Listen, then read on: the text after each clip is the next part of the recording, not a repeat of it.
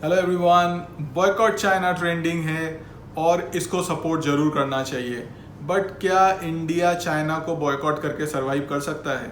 इसके लिए ये फैक्ट समझना बहुत ज़रूरी है।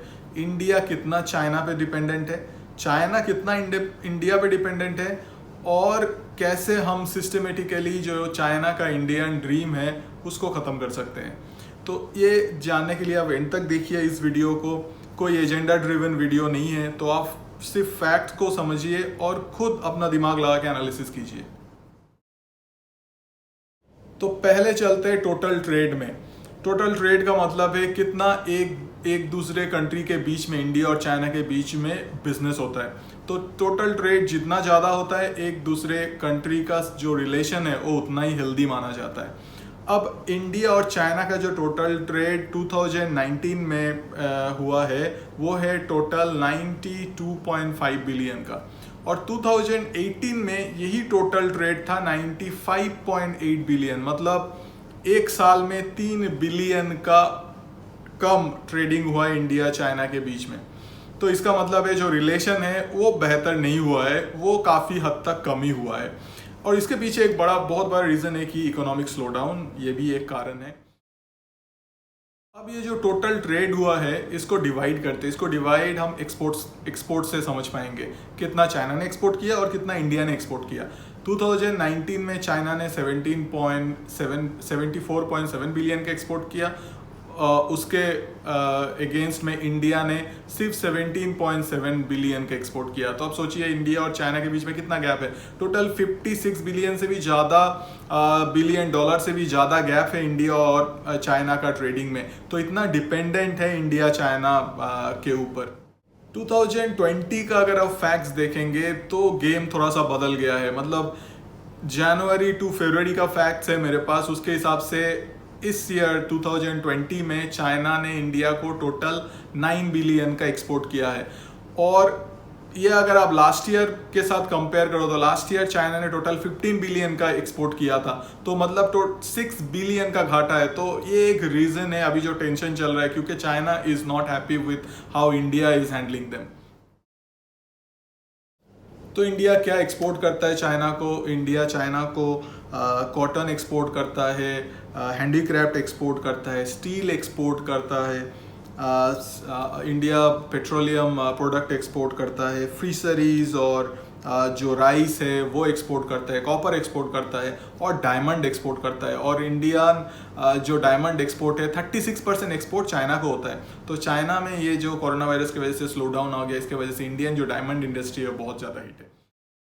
इंडिया चाइना से क्या क्या इंपोर्ट करता है? जो मेजर जो चीज़ें इंपोर्ट करता है उसमें है इलेक्ट्रॉनिक्स, टॉयज़, गेम्स वगैरह, देन मोबाइल्स का पार्ट्स, कार्स, बाइक, ऑटोमोबाइल का पार्ट्स और कंप्यूटर का पार्ट्स भी, और भी बहुत कुछ इंडिया चाइना से इंपोर्ट करता है।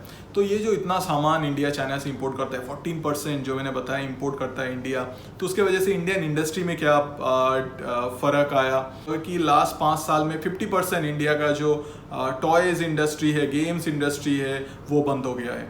मतलब इंडिया का जो कंपनी है वो चाइना के साथ compete नहीं कर सकता है। ऑलमोस्ट हाफ प्राइस में आपका चाइनीज़ टॉयज़ मिल जाता है, जो कि इंडियन जो एक इकोनॉमी है जहाँ पे लोगों का इनकम बेस एवरेज इनकम बहुत लो है, उनके लिए चाइनीज़ प्रोडक्ट खरीदना बहुत आसान हो जाता है। अब अगर आप मोबाइल इंडस्ट्री में देखोगे, चाइना का जो कंपनीज़ है लाइक Xiaomi, ओप्पो, हवाई, ये 70% इंडियन मोबाइल मार्केट को अभी कैप्चर करके रखा हुआ है।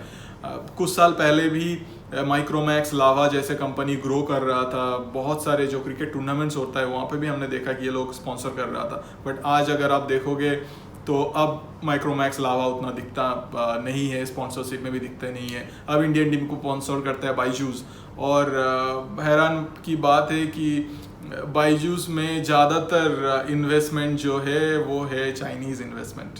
Yes, Chinese investment. और बस मोबाइल पे नहीं, जो टीवी का जो इंडस्ट्री है उसमें भी 40% चाइनीज़ कैप्चर करके रखा हुआ है। जो ऑटोमोबाइल पार्ट्स का इंडस्ट्री है वो 43 लाख करोड़ का इंडस्ट्री है इंडिया का, उसमें भी 30% चाइनीज़ कैप्चर करके रखा हुआ है। तो ऐसे हम इतने ज़्यादा निर्भर हो गए हैं, आत्मनिर्भर तो नहीं है हम, ज़्यादातर चाइनीज़ निर्भर हो गए। इलेक्ट्रिकल और मशीनरी हम चाइना से लाते थे, वो हम ब्राज़ील वियतनाम से ला सकते हैं और इंडिया में बना सकते हैं। जो प्लास्टिक और टॉयज़ है वो हम मेक्सिको ब्राज़ील से ला सकते हैं। जो ऑटोमोबाइल एंड पार्ट्स है वो हम चिली कोलंबिया से ला सकते हैं, इंडिया में बना सकते हैं। जो क्लोथिंग है वो बांग्लादेश, आपको पता है, बहुत बड़ा एक्सपोर्टर है, वहाँ से हम और भी एक्सपोर्ट ज़्यादा कर सकते हैं रॉ मटेरियल का, फिर इंडिया में बना सकते हैं उस चीज़ को। जो मेडिकल इंस्ट्रूमेंट है वो हम कोलंबिया, ब्राज़ील और इंडिया में खुद बना सकते हैं। तो जो ये मेडिकल इंस्ट्रूमेंट, इसके ऊपर हम बहुत ज़्यादा डिपेंडेंट है चाइना पे। इंडिया जो है वो फार्मा में बहुत ज़्यादा डेवलप्ड है, इंडिया में बहुत ज़्यादा मेडिसिन बनता है, तो उसके लिए सबसे ज़्यादा रॉ मटेरियल जो एक्टिव इंग्रेडिएंट होता है, API कहा जाता है, वो 70% आता है चाइना से।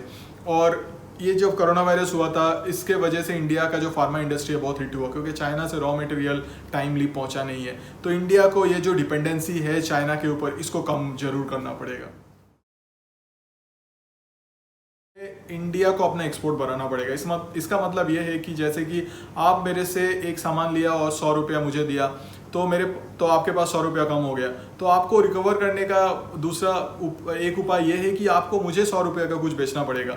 अब देखिए इंडिया का जो ट्रेड है, मैंने आपको दिखाया एक्सपोर्ट, चाइनीज़ एक्सपोर्ट है इंडिया में 76 बिलियन का, उसके ऑपोजिट जो इंडिया का एक्सपोर्ट है वो है सिर्फ 17 बिलियन का।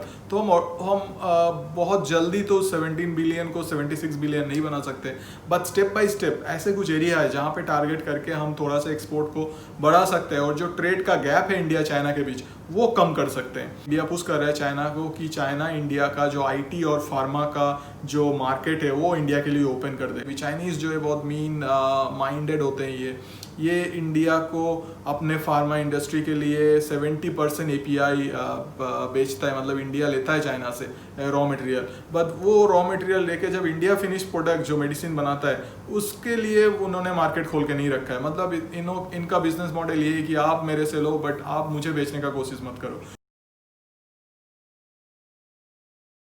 जैसे कि मैंने आपको बताया कि हमें एक एक्टिव पार्टिसिपेशन लेना पड़ेगा, और जो चाइनीज़ कंजम्पशन है उसको कम करना पड़ेगा। अब अचानक से आप तो कंजम्पशन कम नहीं कर पाओगे, बट स्मॉल स्टेप्स, लाइक आपको अगर कोई खिलौना आपके बच्चे के लिए 10 रुपये में चाइनीज़ मिल रहा है, 12 रुपये इंडिया या कोरिया का मिल रहा है, तो आपको वो 12 रुपये का इंडिया का लेना चाहिए और चाइनीज़ को अवॉइड करना चाहिए।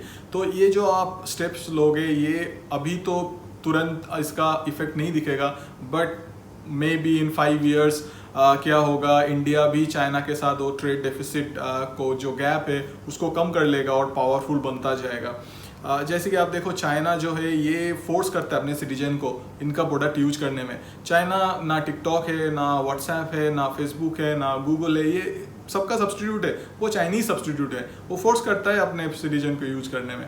अगर आप प्रोडक्ट देखो, कार्स देख लो, आप मोबाइल्स देख लो, ये फोर्स करता है अपने सिटीजन को कि इनका बनाया हुआ जो कार्स है वो यूज करें, इनका बनाया हुआ जो मोबाइल्स है वो यूज करें। तो इस वजह से इनका इंडस्ट्री का ग्रो हुआ है। हम भी अगर करेंगे तो हमारा भी इंडस्ट्री आएगा आगे, हमारे पास भी लेबर्स है, हमारे पास भी स्किल्ड लेबर बनाने का अपॉर्चुनिटी है।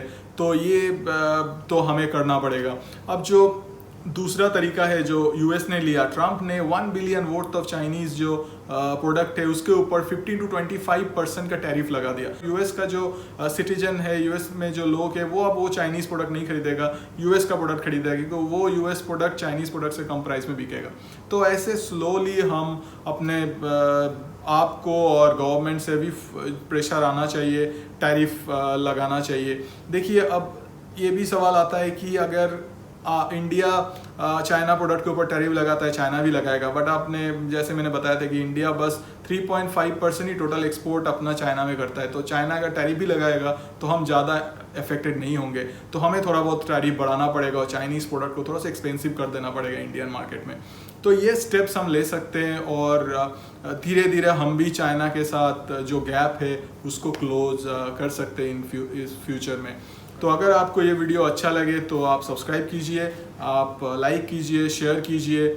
नेक्स्ट वीडियो में मैं एक शॉकिंग रिवलेशन करूंगा। जो चाइना का जो ये डेवलपमेंट हुआ है, इसके पीछे बहुत बड़ा हाथ है IP थेफ्ट का, हाँ, स्टीलिंग का, चोरी का।